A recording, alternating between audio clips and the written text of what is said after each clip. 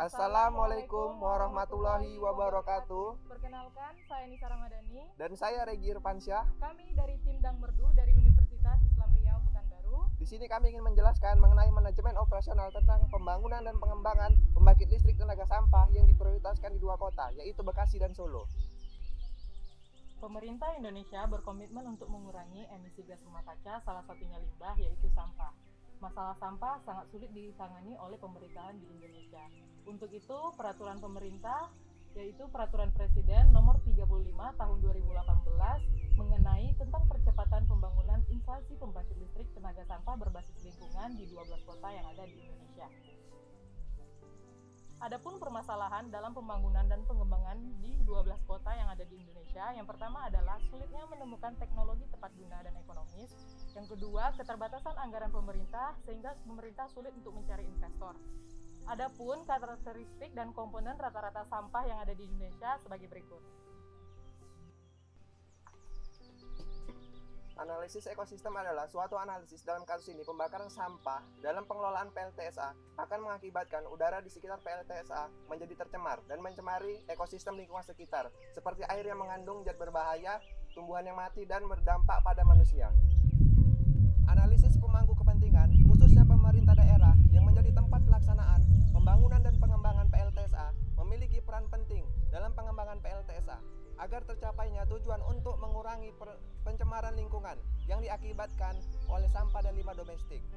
Dan dari masyarakat sendiri memiliki andil yang sangat berpengaruh dikarenakan dengan adanya fasilitas infrastruktur pengelolaan sampah, receive, reduce, recycle agar mempermudah PLTSA dalam pengelolaan sampah untuk dijadikan sumber energi yang terbarukan.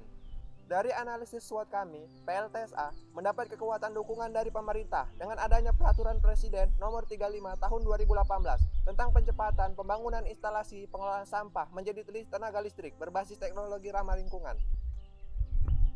Dan memiliki beberapa kelemahan seperti membutuhkan perawatan dan biaya operasional yang besar dalam pengelolaan sehingga harga jual listrik menjadi mahal.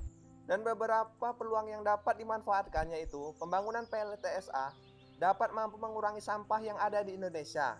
Dan ancamannya ialah pembakaran sampah juga mengakibatkan partikel halus sehingga berdampak pada kesehatan yang bisa menyebabkan penyakit. Analisis PESTEL. Analisis PESTEL adalah suatu alat analisis untuk menganalisis faktor-faktor politik, ekonomi, sosial, teknologi, ekologi, dan legalitas. Yang pertama adalah faktor politik. Mencakup kebijakan pemerintah Nomor 18 Tahun 2016 tentang percepatan pembangunan pembangkit listrik tenaga sampah, dibutuhkan investor dalam negeri maupun luar negeri. Yang kedua adalah ekonomi. PLSTA akan menjual hasil energi ke PLN. Hal tersebut akan menguntungkan PLSTA sebagai sumber ekonomi terbarukan dan sekaligus mengurangi sampah yang ada di Indonesia. Yang ketiga adalah sosial dan budaya. Bertujuan untuk menciptakan lingkungan yang bersih sehingga masyarakat sadar akan pentingnya budaya memisahkan sampah.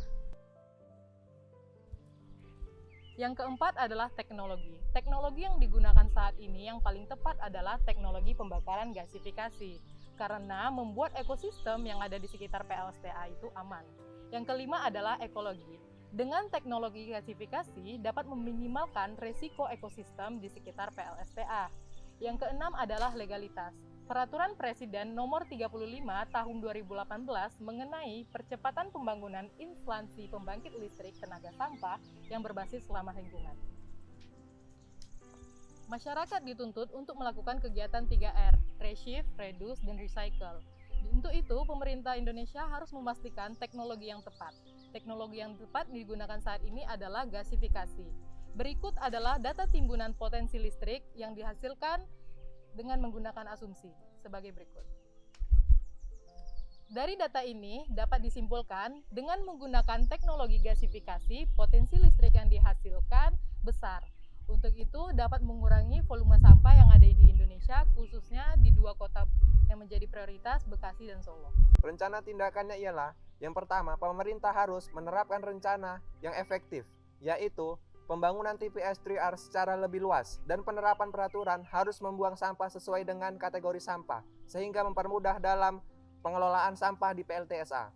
Yang kedua, khususnya di Kota Bekasi dan Solo, dalam proses perizinan dan kerjasama harus ada tahap yang jelas dan mudah dalam jual beli listrik sehingga tidak mempersulit pemerintah Kota Bekasi dalam mengimplementasikan Peraturan Presiden Nomor 35 Tahun 2018 tersebut.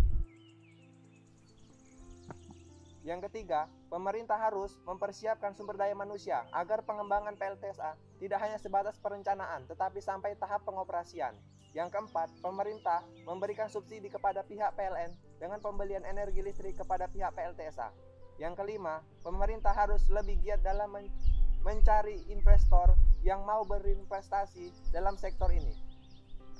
Selama pengerjaan proposal, tim kami melakukan sepenuhnya secara daring. Sekian hasil analisis dari tim Dang Merdu Universitas Islam Riau.